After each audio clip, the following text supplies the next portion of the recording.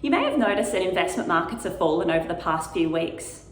And today I just wanted to touch base with you to give you some communication around what we're experiencing. If you remember back to earlier this year, so back in February, we did experience something very similar. So there was quite a bit of volatility during this time.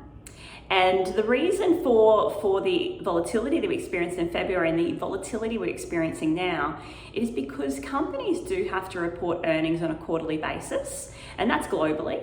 And those earnings reports are due soon. And what we see is investors, when we lead up to these reports being published, they do experience, it's very common for them to experience a bit of fear and uncertainty, particularly in the market that we're in right now. But we don't have any concern at all. We do believe that results will be published positive and that markets will continue to grow following the release of these reports, just like we saw in February. But while I'm here, we often get a lot of questions around inflation. So I thought I'd just touch on inflation. It's something that we are monitoring very closely. And particularly if we talk about what's happening in the US, so the US have been tapering down their stimulus package, and investors, the market is expecting that the US will put up interest rates ahead of schedule. And we're just already seeing a flow-on effect there with bond rates slowly increasing. So this is what we're seeing globally, but we will see a flow-on effect. It always happens. There'll be that flow-on effect in Australia. So something that we're watching closely, and we'll give more communication as things develop. But the other thing I'd like to touch on is China.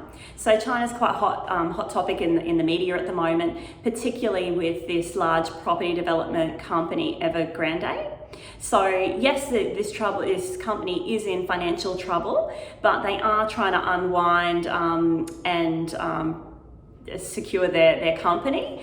But if they do go on to collapse, what we will see is the Chinese government support all the other companies behind them. So we won't see the flow-on effect like we saw during global financial crisis. In the US, where the Lehman Brothers, that massive company had failed, and then there was a big flow-on effect. We won't see that in China because of the communist environment, because of the Chinese government there.